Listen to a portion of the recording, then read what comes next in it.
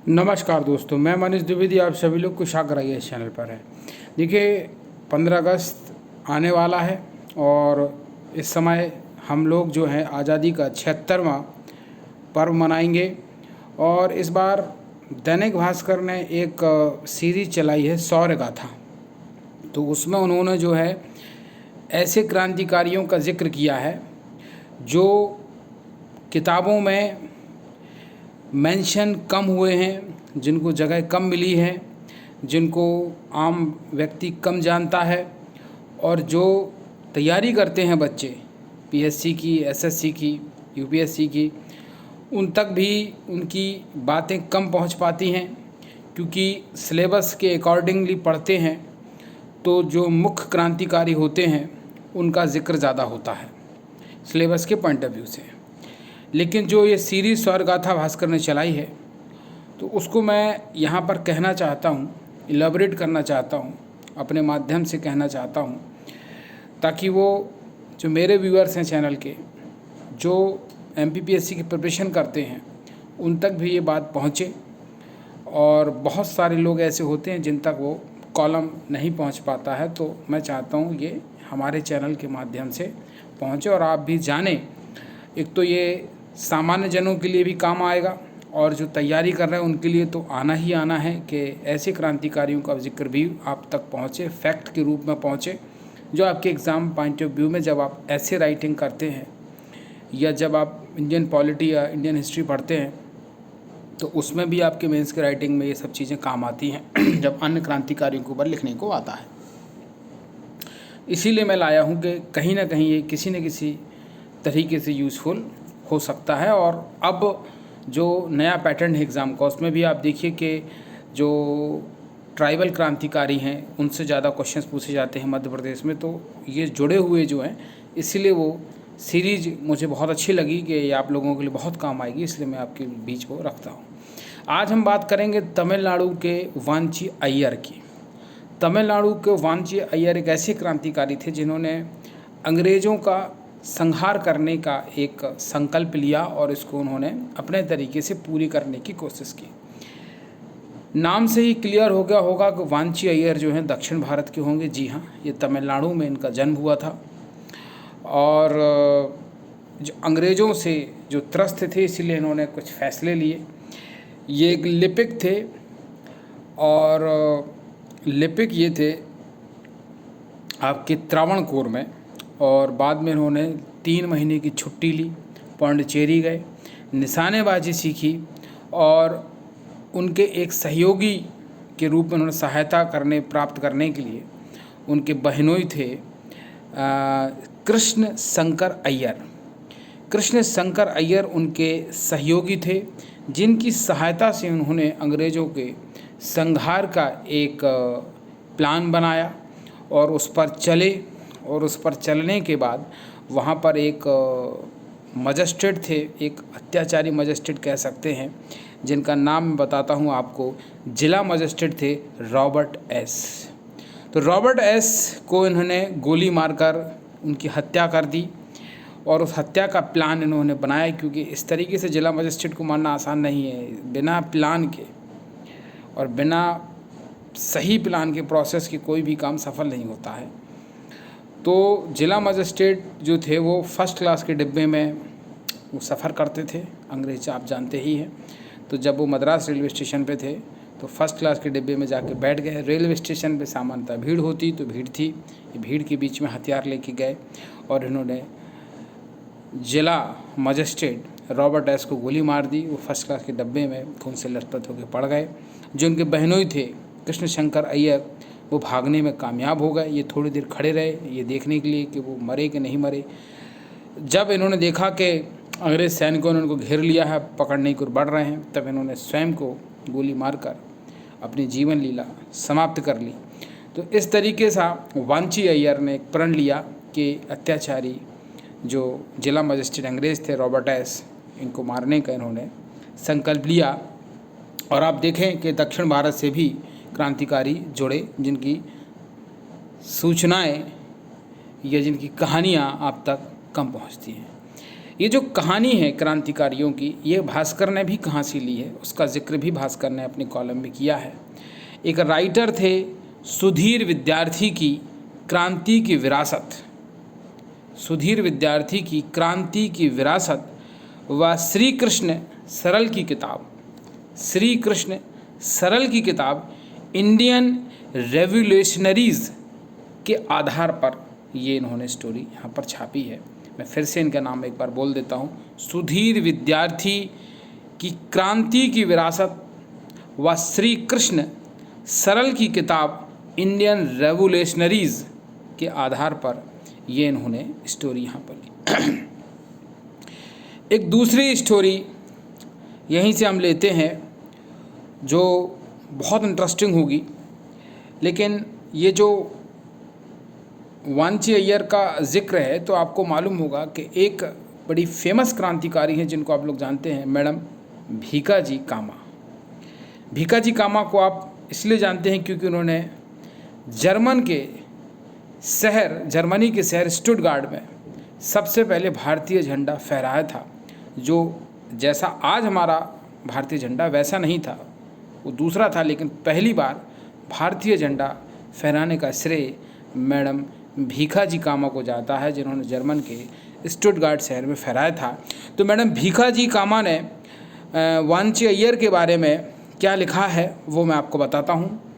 Madam Bhikaji कामा का एक वंदे मातरम नाम से कॉलम लिखा था, जिसमें उन्होंने वांची की इन गोलियों से उन्होंने कहा था कि हिंदुस्तान को जगाने का काम किया है। वंदे मातरम नामक कॉलम में मैडम भीकाजी कामा ने कहा था कि वांची अय्यर ने हिंदुस्तान को जगाने का काम किया है इन गोलियों से। तो इतना बड़ा कॉम्प्लीमेंट मैडम भीकाजी कामा ने इनको दिया था। अब हम एक दूसरी स्टोरी की बात करेंगे जो उसी लेख में लिखी है। वो स्टोरी है, एक क्रांतिकारी थे वैकुंठनाथ शुक्ला। वैकुंठनाथ शुक्ला की है।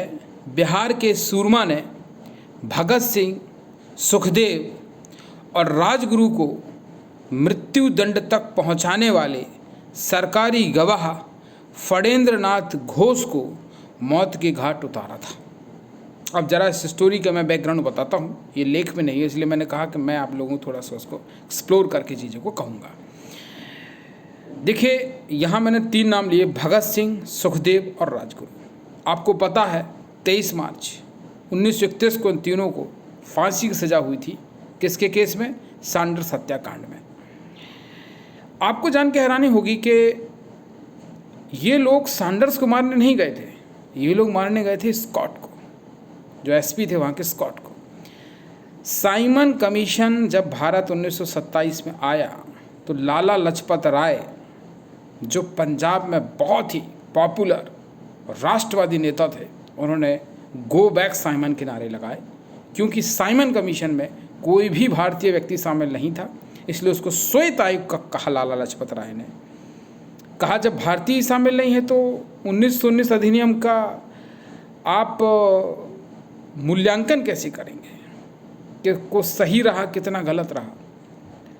तो गो बैक साइमन के नारे लगाए। पंजाब में बहुत तीव्र विरोध था, तो उस विरोध को रोकने के लिए स्कॉट ने ऑर्डर दिया कि लाठीचार्ज किया जाए। वो लाठीचार्ज हुआ जिसमें लाला लाजपत राय की मृत्यु हो जाती है। इससे खफा जो उनके शिष्य थे भगत सिंह, राजगुरु और सुखदेव, इन्होंने तय किया कि हम स्कॉट को मारेंगे। तो चूंकि स्कॉट को इन्होंने देखा नहीं था तो पहचान कैसे हो स्कॉट की।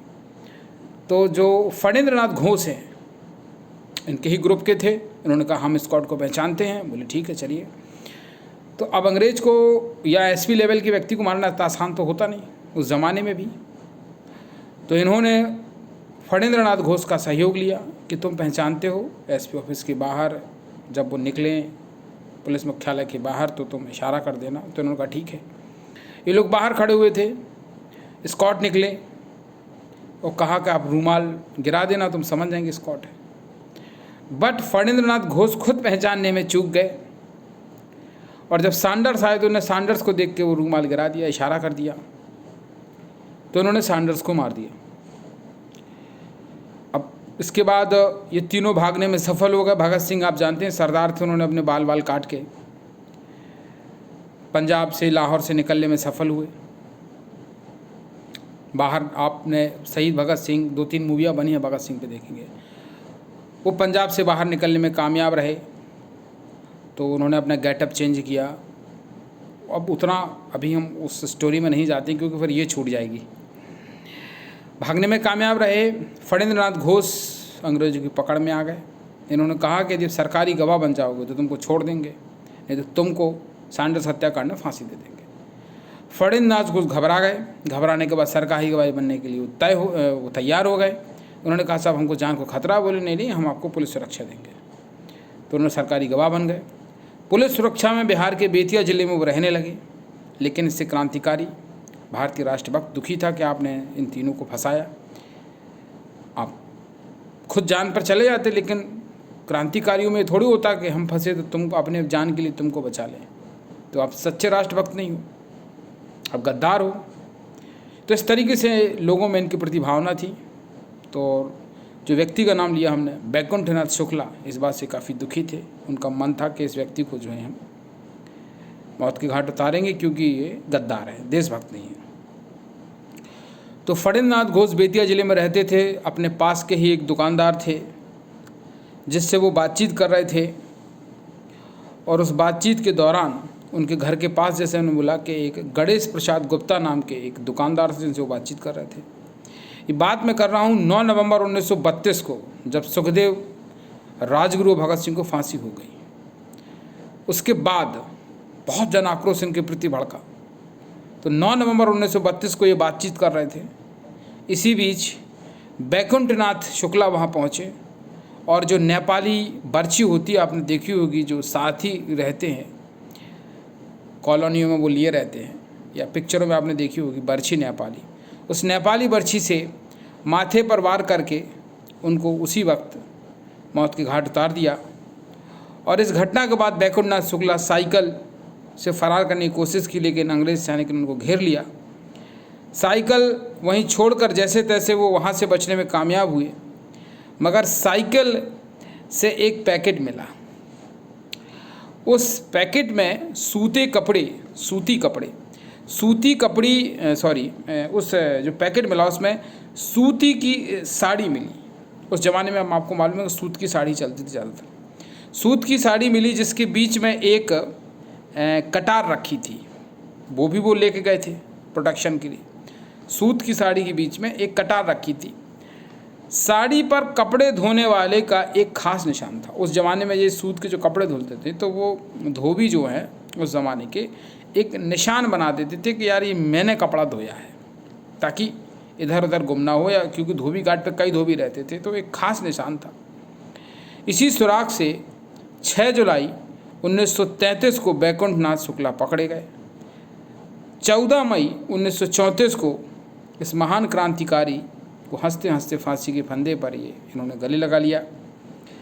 फणींद्र नाथ मारे गए तो खून की स्याही से लिखे पर्चे बांटे थे, जिन पर लिखा था देश के गद्दार से बदला पूरा हुआ।